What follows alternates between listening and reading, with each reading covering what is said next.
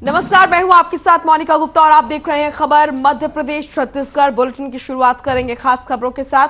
आपको बता दें कि कलेक्टर संजीव झा कोरबा दौरे पर रहे, जहां उन्होंने नए शासकीय भवनों का जन उपयोगी कार्यों में बेहतर उपयोग के उद्देश्य से कई विकास निर्माण कार्यों का औचक निरीक्षण किया। उन्होंने निगम क्षेत्र के अंतर्गत डींगापुर में नवनिर्मित 500 सीटर हॉस्टल भवन, जिला पुस्तकालय भवन और टीपी नगर में निर्माणाधीन अशोक वाटिका का निरीक्षण किया। साथ ही नए शासकीय भवनों के शिक्षा के साथ ही अन्य जनहितकारी उद्देश्य से उपयोग में लाने के लिए अधिकारियों को आवश्यक निर्देश भी दिए गए। आपको बता दें कि कलेक्टर ने 500 सीटर हॉस्टल भवन के कई कमरों का अवलोकन कर मौजूद सुविधाओं का जायजा लिया और डींगापुर में संचालित प्री मैट्रिक आदिवासी बालक छात्रावास का भी निरीक्षण किया।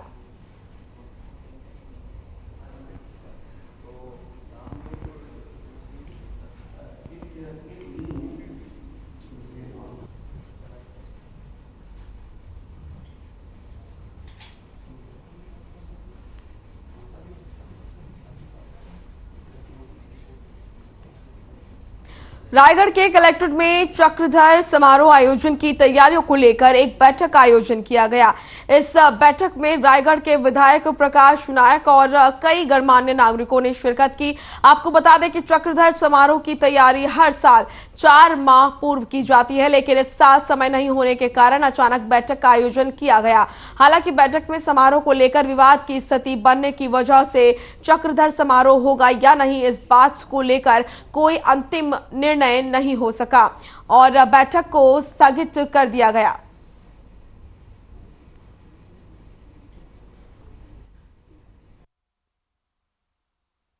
अभी चूँकि रायगढ़ जिले में बाढ़ का कहर जारी है, लगभग 63 गाँव बाढ़ से पीड़ित हैं, कोविड का कहर जारी है। उसके देखते हुए चक्रधर समारोह किस तरह से आयोजन किया जाए, इस पर आज बैठक बुलाई गई थी। निर्णय हो नहीं पाया है। कुछ लोग चाह रहे हैं कि चक्रधर समारोह अभी हो, ऑडिटोरियम में हो जाए, और कुछ लोग राज्य का कहना है कि चक्रधर समारोह को शिफ्ट का पोस्टपोन कर दिया जाए नवंबर में। तो उसको लेकर कमेटी गठन की गई है। कमेटी कल शाम तक निर्णय देगी। बेरोजगारी भत्ता और रोजगार को लेकर बजरंग चौक से भारतीय जनता युवा मोर्चा के सिहावा विधानसभा के कार्यकर्ताओं द्वारा रैली निकाली गई और साथ ही साथ प्रदेश सरकार के खिलाफ नारेबाजी की गई। तस्वीरें आप देख रहे हैं। नारेबाजी करते हुए कार्यकर्ता एसडीएम कार्यालय पहुंचे, जहां पर प्रदर्शन को देखते हुए पुलिस बल की तैनाती भी की गई थी। लेकिन भारतीय जनता युवा मोर्चा के कार्यकर्ताओं ने गेट के ऊपर से जाकर एसडीएम ऑफिस के सामने धरने पर वो बैठ गए और कांग्रेस सरकार के खिलाफ और साथ साथ विधायक के खिलाफ नारेबाजी भी की गई। आपको बता दें कि कार्यकर्ताओं ने अनुविभागीय अधिकारी राजस्व चंद्रकांत को राज्यपाल के नाम ज्ञापन दिया। भारतीय जनता युवा मोर्चा जिला अध्यक्ष विजय मोटवानी ने कहा कि कांग्रेस की भूपेश सरकार ने चुनाव से पहले युवाओं को बेरोजगारी भत्ता और रोजगार देने का वायदा किया था, लेकिन ये वादा अब तक पूरा नहीं किया गया है। कार्यकर्ताओं ने चेतावनी देते हुए कहा कि अगर उनकी मांगों को जल्द ही पूरा नहीं किया जाएगा तो प्रदेश की राजधानी में रैली कर विधानसभा का घेराव किया जाएगा।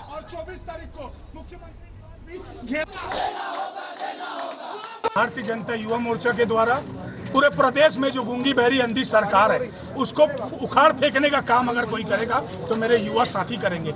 युवा देश का भविष्य अगर कोई है तो युवा है। कैसे युवाओं के अधिकार से वंचित करने का प्रयास लगातार ये अंधी गूंगी लबरा सरकार कांग्रेस सरकार लगातार कर रही है। देखिए, भूपेश बघेल ने अपने जन घोषणा पत्र में 2500 रुपए बेरोजगारी भत्ता और 10 लाख युवाओं को रोजगार देने की बात कही थी। युवा उनके दर पे नहीं गए थे, उन्होंने लोग वादा किया और उसी वादा के एवज में आज यहाँ पे देखा जाता है इस विधानसभा में एक बड़ी मार्जिन से युवाओं को भ्रमित करके विधायक बनी हुई है। उसके बाद भी आज पर्यंत अगर आप देखेंगे लगभग अब सरकार जाने की स्थिति में है, उसके बाद भी वो अपने वादे को पूरा नहीं की है।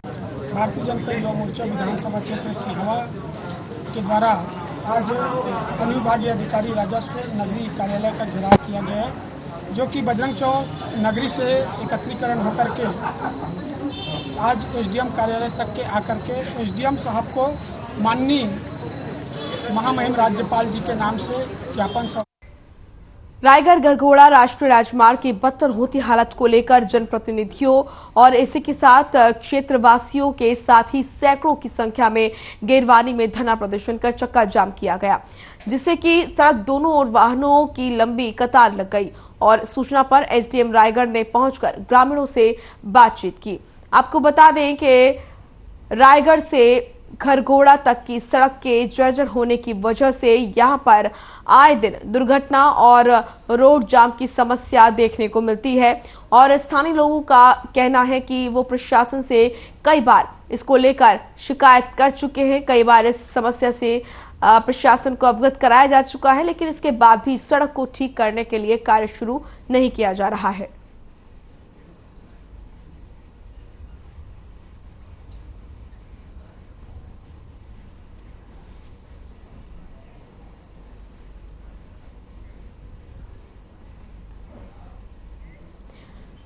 विदिशा के माधवगंज चौराहे पर युवा कांग्रेस ने केंद्र सरकार का पुतला दहन कर विरोध प्रदर्शन किया। इस दौरान पुलिस और कांग्रेस कार्यकर्ताओं में झड़प भी हुई, वहीं उन पर पानी की बौछार भी की गई, लेकिन पुलिस को निराशा ही हाथ लगी। आपको बता दें कि कांग्रेस कार्यकर्ताओं ने पुतला दहन कर दिया, वहीं विदिशा विधायक सत्संग भार्गव ने केंद्र सरकार पर आरोप प्रत्यारोप और मोदी के हाय हाय के नारे भी लगाए। आपको बता दें कि केंद्र की मोदी सरकार की असफल नीतियों के कारण और कश्मीर में आतंकी संगठनों के जरिए कश्मीरी पंडितों को निशाना बनाने को लेकर कांग्रेस ने प्रदर्शन किया।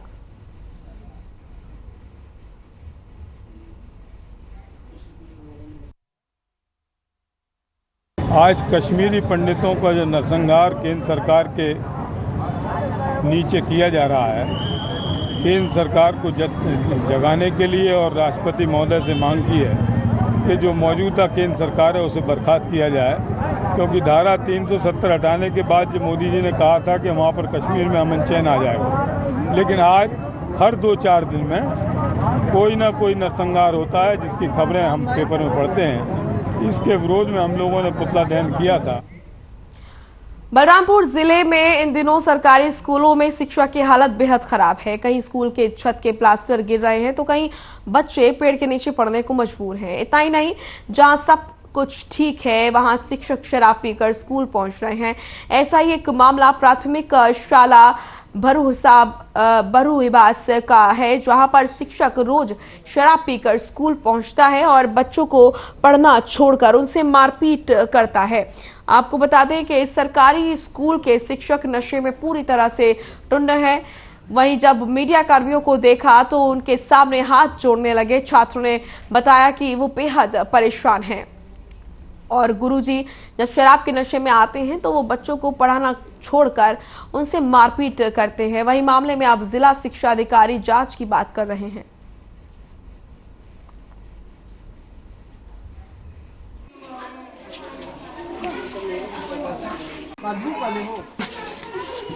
आपकी तरह यदि स्कूल जा रहे हैं तो गलत है और संबंधित ब्लॉक एजुकेशन ऑफिसर को मैं वहाँ जांच के लिए भेजूंगा और यदि ऐसी इस प्रकार की स्थिति निर्मित रहती है तो तत्काल पुलिस को मैंने शिक्षक को दे करके उसका डॉक्टरी जांच करवाया जाना चाहिए और कार्रवाई की जानी चाहिए।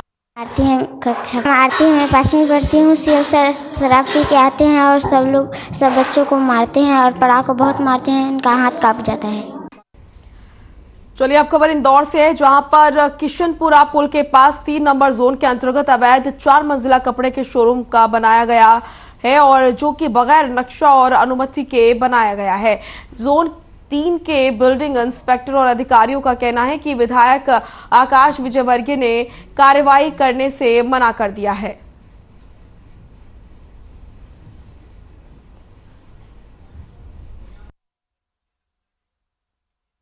आप देख रहे हैं साधना प्लस न्यूज और मैं हूं आपके साथ गरिमा मकरानी। अभी मौजूद है किशनपुरा पुल पर, जहां कस्तूरी नमकीन वाली जो बिल्डिंग है वो 3 मंजिला बनी हुई है और ये जानकारी होनी चाहिए कि अवैध रूप से बनी हुई है। ये अधिकारियों की साठगांठ है। यहाँ इसके ऊपर कार्रवाई क्यों नहीं की जा रही है? जब वहाँ बिल्डिंग ऑफिसर और वहाँ अधिकारियों से बात करनी चाहिए तो उनने साफ कह दिया कि यहाँ पर विधायक आकाश विजयवर्गीय ने मना किया है, यहाँ कोई भी कार्रवाई नहीं हो सकती। मतलब सीधी सादी बात में ये कह सकते हैं कि कहीं ना कहीं क्या विधायक आकाश विजयवर्गीय भी अधिकारियों की साठगांठ से मिलकर ये काम कर रहे हैं? यहाँ ऐसे ही ये अवैध निर्माण होता रहेगा? क्या इसके ऊपर कार्रवाई होगी या नहीं होगी? अधिकारी और विधायक आकाश विजयवर्गीय मिलकर क्या ये भ्रष्ट चीजों को रोकेंगे या ऐसे ही ये काम चलता रहेगा?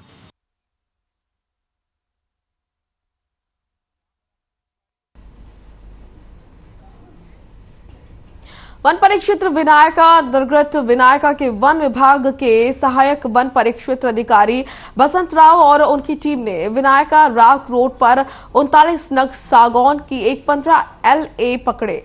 आपको बता दें कि आपे चालक के बताए अनुसार वो किसी के लिए आपे किराए पर लेकर जा रहा था और उसमें लकड़ी रखवाई गई थी।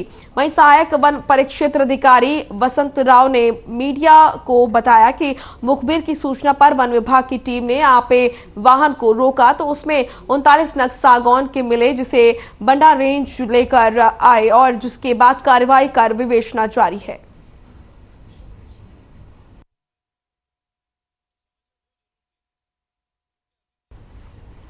तो पुलिस ने पकड़ी सागौन की लकड़ी। तस्वीरें आप देख रहे हैं, भारी मात्रा में अवैध सागौन बरामद किया गया। वन विभाग और पुलिस की कार्रवाई देखने को मिली, जहां पर पुलिस ने सागौन की लकड़ी पकड़ी। भारी मात्रा में अवैध सागौन बरामद किया गया।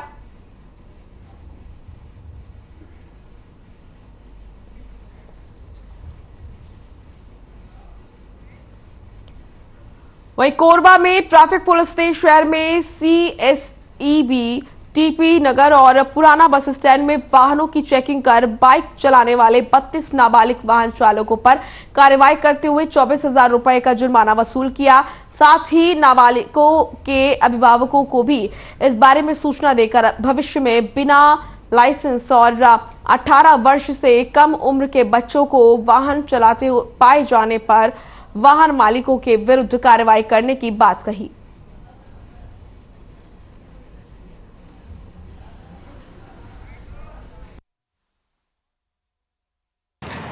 काफ़ी दिनों से लगातार शिकायत मिल रही थी कि नाबालिगों के द्वारा जिले में बहुत दोपहिया और चारपहिया वाहन चलाया जा रहा है, जिनके पास कोई लाइसेंस नहीं है, जिनकी आयु भी 18 वर्ष से कम उम्र के हैं। इस पर कार्रवाई की गई है। कल दिनांक तक कुल 35 ऐसे प्रकरण हैं जिसमें नाबालिगों के द्वारा वाहन चलाने पर कार्रवाई की गई है और लगातार ये कार्रवाई जारी रहेगी और प्रचार प्रसार के साथ साथ में चालानी कार्रवाई भी इस जिले में आगे भी कार्रवाई किया जाए। जांजगीर चांपा में आबकारी पुलिस विभाग अवैध शराब के खिलाफ कार्रवाई करने में जुटी हुई है, जिसको लेकर मुखबिर की सूचना पर आबकारी पुलिस विभाग ने शहर में छापा मारा और राहौद निवासी रामू मनहर से 8 लीटर महुआ शराब बरामद हुई है, जिसके बाद आरोपी को न्यायिक रिमांड पर जेल भेज दिया गया। इसके साथ ही शिवरी नारायण के टुस्मा गांव के तालाब के किनारे 240 किलोग्राम महुआ लहन बरामद हुआ, जिस पर अज्ञात आरोपी के खिलाफ मामला दर्ज कर लिया गया है।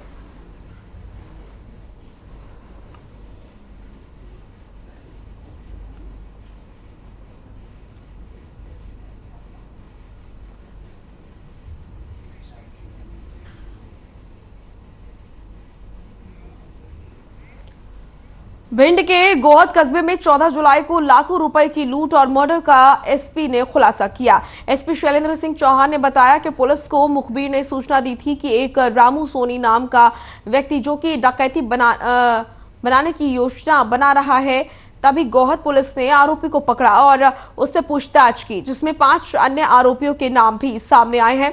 फिलहाल पुलिस ने 2 आरोपियों को गिरफ्तार कर लिया है और साथ ही साथ इनके कब्जे से 2 लाख रुपए की नकदी और कुछ सामान भी बरामद किया है।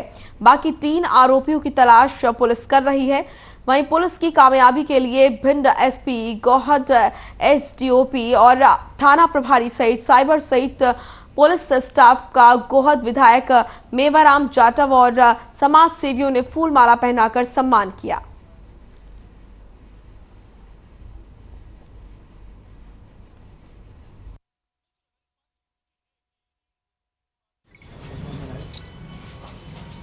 घटना की बातचीत करने के बारे में सुना था कि इस तरह की किसी घटना को अंजाम दिया जाने की चर्चा हो रही थी। तो जब ये सूचना पुलिस को प्राप्त हुई तो उन्होंने उस पर काम करते हुए उस व्यक्ति को उठाया, उससे पूछताछ की और जब उसके मोबाइल को देखा गया तो उसमें एक ऐसी फ़ोटो मिली कि जिसमें जो व्यक्ति जिस नाम की वो नेम प्लेट थी जो वहाँ मौके से मिली थी हमें, उसी नेम प्लेट को पहने हुए पुलिस की वर्दी में लोग वहाँ पे उस फोटो में हमें मिले। तो लगभग आज पौने घंटे में वो गोहद आ गए थे। हम लोगों को सबको जितने भी हमारे व्यापार भाई थे, गोहद के जितने भी निवासी थे, उनको पूर्ण भरोसा दिलाया कि हम 2-3 दिन में इस चोरी का डकैती का खुलासा कर देंगे। आज मैं धन्यवाद देना चाहता हूँ एसपी साहब और पुलिस प्रशासन को। इन्होंने अभी मैंने भी बात की तो उन्होंने बताया कि 2 जो उसमें चोर हैं उनको पकड़ लिया गया है, 3 हमारी अभी गिरफ्त से बाहर हैं। चलिए अब खबर भिंड से है, जहां नगर पालिका कर्मचारी ने जहरीला पदार्थ खाकर जीवन लीला समाप्त कर ली। उन्होंने ऑन ड्यूटी नगर पालिका में अज्ञात कारणों के चलते जहरीला पदार्थ खा लिया, जिसको आनन फानन में परिजनों जिला अस्पताल परिजनों ने लाया, जहां इलाज के दौरान मौत हो गई। सूचना मिलते ही सिटी कोतवाली थाना प्रभारी जितेंद्र सिंह मावई पुलिस बल के साथ यहां जिला अस्पताल पहुंचे। आपको बता दें कि अर्ज्ञान जो कि नगर पालिका में वृत्त के पद पर नौकरी करता था, वहीं पुलिस ने शव को पोस्टमार्टम के लिए भेजकर आगे की जांच शुरू कर दी है।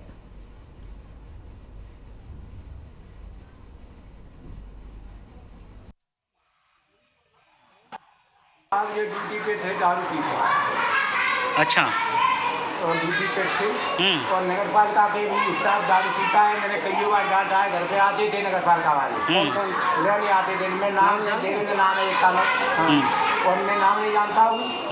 और नगर पालिका के शायद ये ऐसे ही मर गए, दारू पीते और पिलाते। ये सूचना प्राप्त हुई थी, एक नगर पालिका का कर्मचारी है जिसका नाम अर्ज्ञान जाटव है। उसने नगर पालिका परिसर में अंदर कुछ खा लिया है और उसको हॉस्पिटल लेके आए। उसकी सूचना पर जो हॉस्पिटल आए थे उसको डॉक्टर साहब ने एडमिट कर दिया था, लेकिन इलाज के दौरान उसकी मृत्यु हो गई। तो अभी आगे कार्रवाई। तो वहीं हर साल की तरह इस बार भी श्री कृष्ण जन्मोत्सव को लेकर पूरे जिले के श्री कृष्ण भक्तों में उत्साह देखने को मिल रहा है। जिले के हर छोटे बड़े मंदिर में भगवान श्री कृष्ण का जन्मोत्सव धूमधाम से मनाया जाएगा। तस्वीरें आप देख रहे हैं, साज सज्जा किस तरीके से की गई है। भगवान श्री कृष्ण के मंदिरों को रंग बिरंगी रोशनी से सजाया जा चुका है।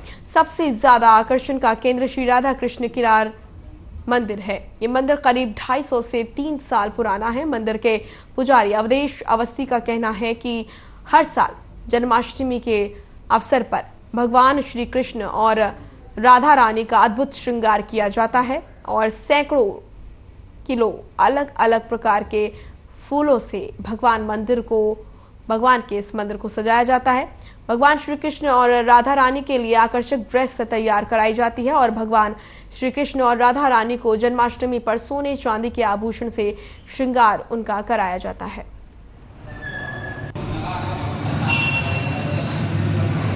ये राधा कृष्ण मंदिर कृष्णा टाकी गली में है। ये मंदिर तो बहुत पुराना है, कम से कम 250-300 वर्ष पुराना है। और जन्माष्टमी में तो बहुत बढ़िया प्रोग्राम होता है, भव्य प्रोग्राम होता है। यहाँ ऑर्केस्ट्रा भी होता है, भजन कीर्तन भी होते हैं, फिर 12 बजे आरती होती है, आरती बाद प्रसाद वितरण होता है।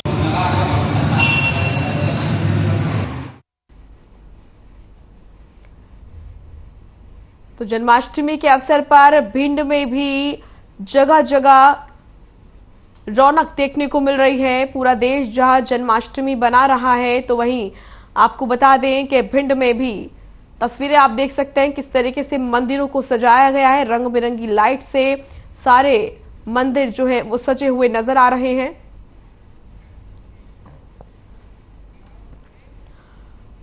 ओबेदुल्लागंज वन मंडल परिक्षेत्र बिनेका में रेंजर टीआर कुलस्ते ने सद्भावना दिवस पर शपथ लेते हुए कहा कि वो अपने कार्य के प्रति भेदभाव, जात पात और धर्म को दूर रखकर ईमानदारी, निष्पक्षता के साथ काम करेंगे और अपने कर्मचारी और विभाग के लिए पूरी ईमानदारी का परिचय देंगे।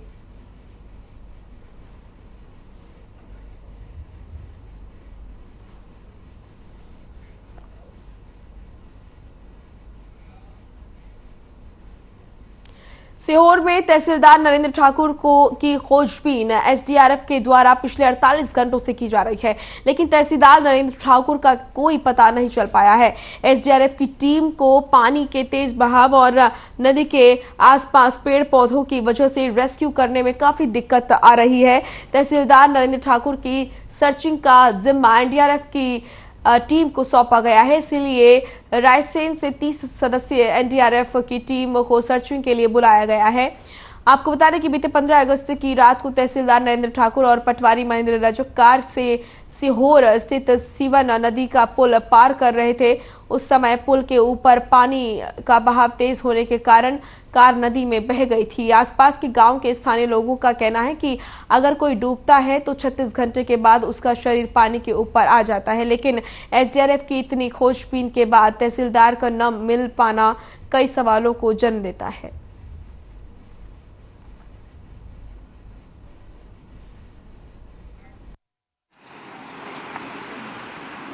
तहसीलदार नरेंद्र ठाकुर और पटवारी के परिवार ने 16 तारीख को सूचना दी थी इनके गुमशुदा होने की।